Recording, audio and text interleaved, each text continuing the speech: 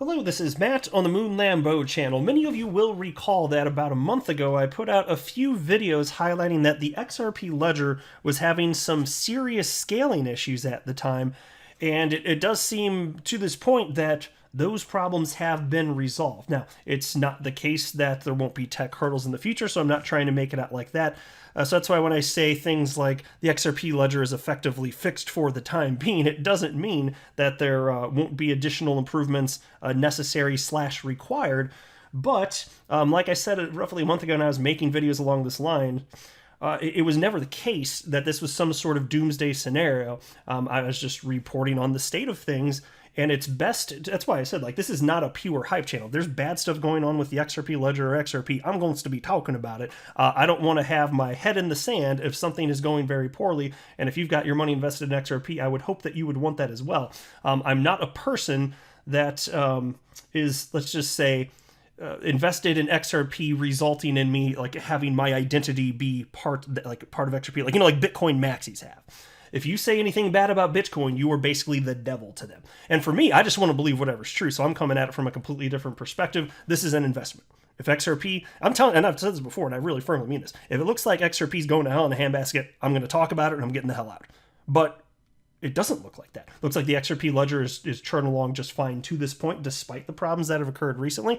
XRP continues to be adopted in meaningful ways. It's used in commercial software today via Ripple's on-demand liquidity.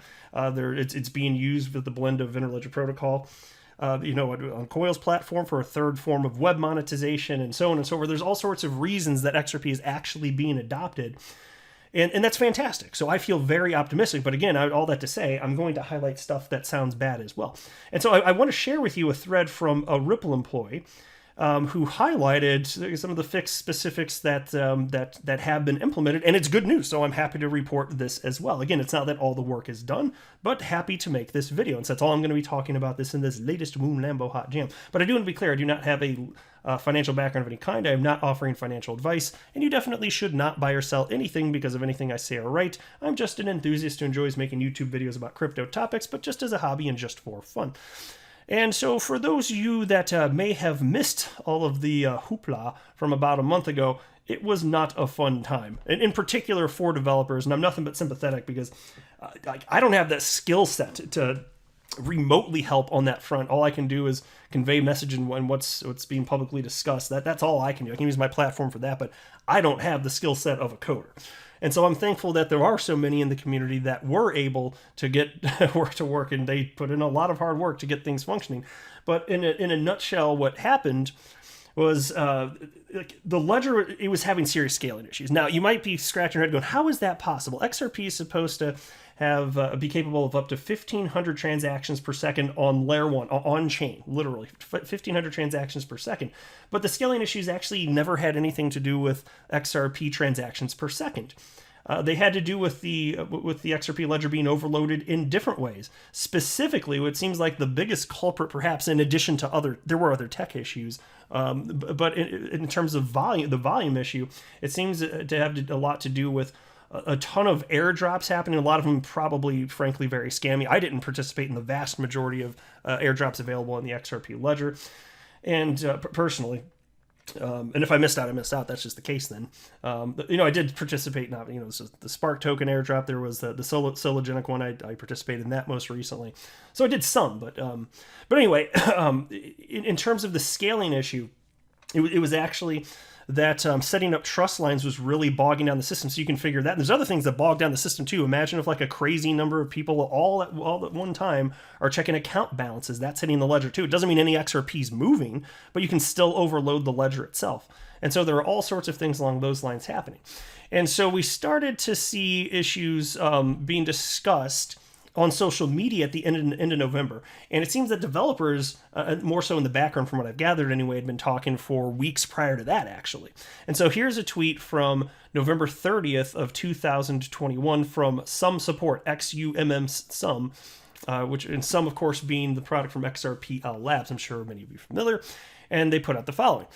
The public XRP Ledger nodes by Ripple and Ripple X, S1 and S2, which are full history nodes, are out of sync, so that's a tech issue obviously, with the XRP Ledger for over 5 hours now.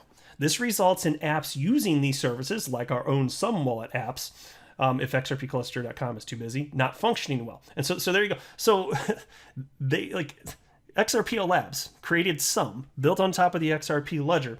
It's not that the technology they created on top of the XRP Ledger didn't work, but users didn't know that. So it's a bad user experience and damaging their brand, unfortunately. It's not their fault, though.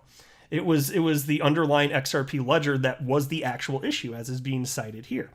And so then they continued and wrote, "We have informed Ripple and RippleX engineers some hours ago. In light of the increased load, which is active users, on public XRP Ledger nodes, we're really happy that we are aware there are things in motion by several parties to increase the public node capacity. Please note that with S1 and S2 being badly available, not in sync with the XRP Ledger, more clients are switching over to XRPLCluster.com, causing too much load there as well." So even that didn't fix the problem, unfortunately, here.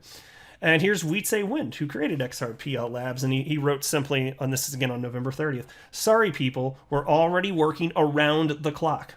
The XRP Ledger can't handle the current load well. The amount of trust lines and tokens has exploded beyond numbers expected/tested. XRP Ledger public nodes clusters are being scaled up, but that isn't ready yet."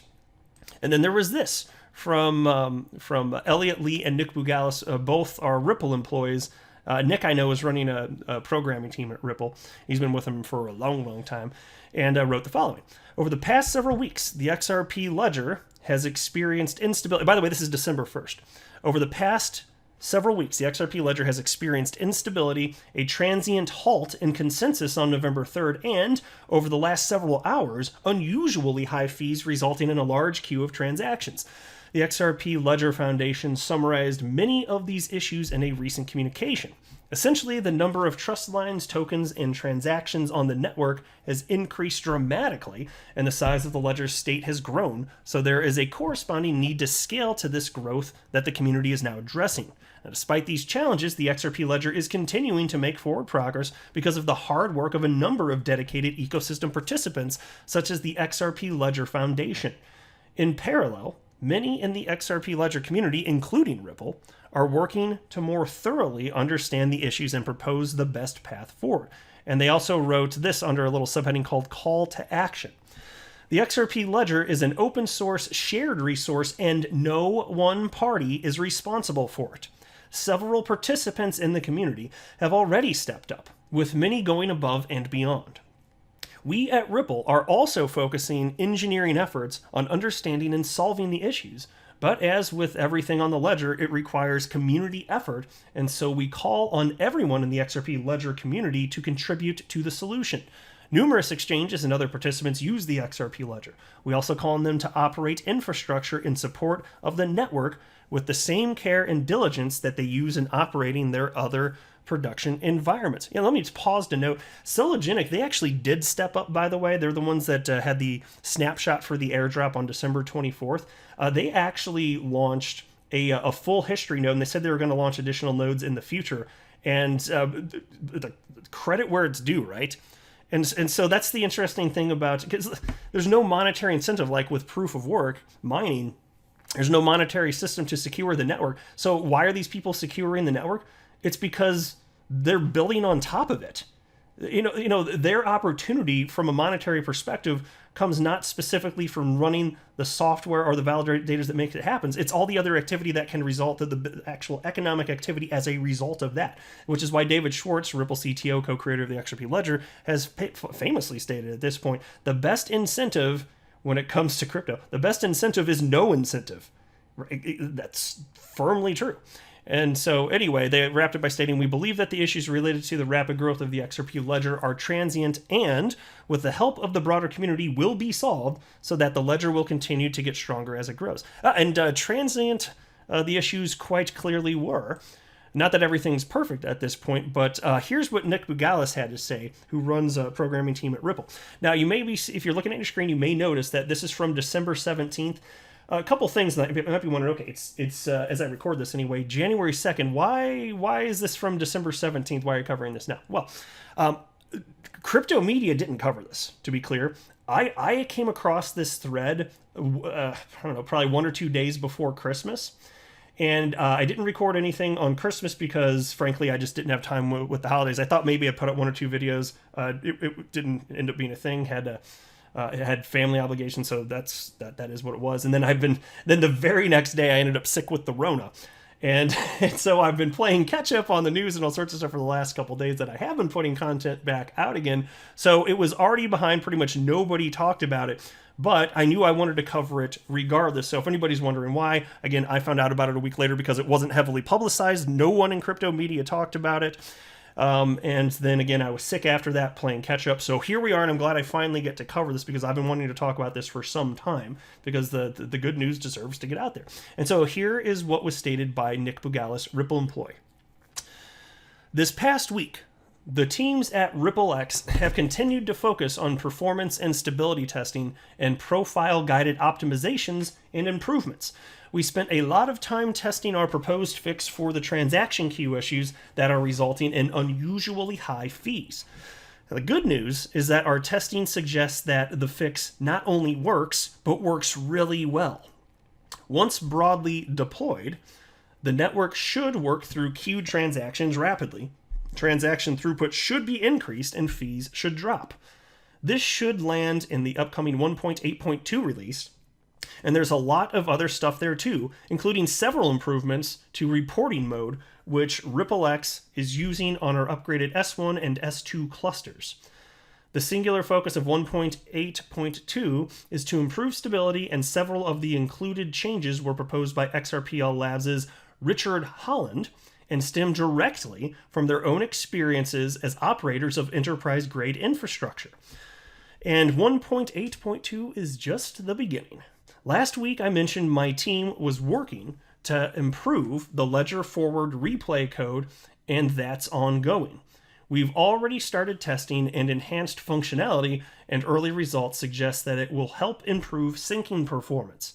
Along with others in the community, we are also trying to track down and address lock contention, a rather annoying memory leak, and a persistent deadlock. It's not glamorous or fun, but fixing issues like this is what's needed to have a strong foundation to build on top of. Together, we've come a long way in a short time, and today the network is more stable. But, like you, my team and I aren't getting complacent.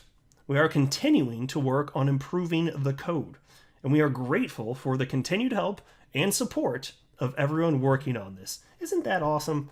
You love to see it. You love to see it. And so extra credit also to Nick Bougalis, obviously not just for the hard work, which is well-deserved, but he even stated, I'm just pulling from memory here, I remember about a month ago he was talking about how he wanted to maybe be a little bit more vocal in terms of like what's happening behind the scenes, just to like share publicly with the the broader XRP community. And he sure as hell did it. Here you go. Thread from December 17th. So anyway, I thought it was cool. It's good news. I haven't seen anybody else talk about this other than here on Twitter.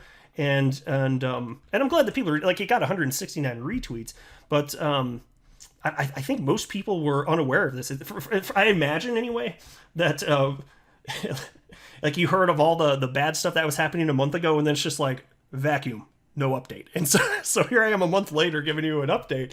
And then as things progress, I'll be happy, of course, because that's the core purpose of this channel, is to talk about crypto and XRP related. It's an XRP centric channel, obviously. As things progress, of course, I will continue to keep you in the loop here, but hopefully we won't see anything quite as serious as what happened a month ago, because make no bones about it, what happened a month ago, all of that, and going back to the beginning parts of November, those were serious issues. Now, that doesn't mean that they were doomsday issues. They weren't, but they were serious issues, and I'm just glad to see that there are talented people out there that care enough the world over to make it work, because I sure as hell don't have that talent. I don't have that experience. Most of us don't. But again, thankful that there are people out there that do. I'm not a financial advisor. You should not buy or sell anything because of anything that I say or write. That would be a very, very, very bad idea. Until next time, to the moon, Lambo.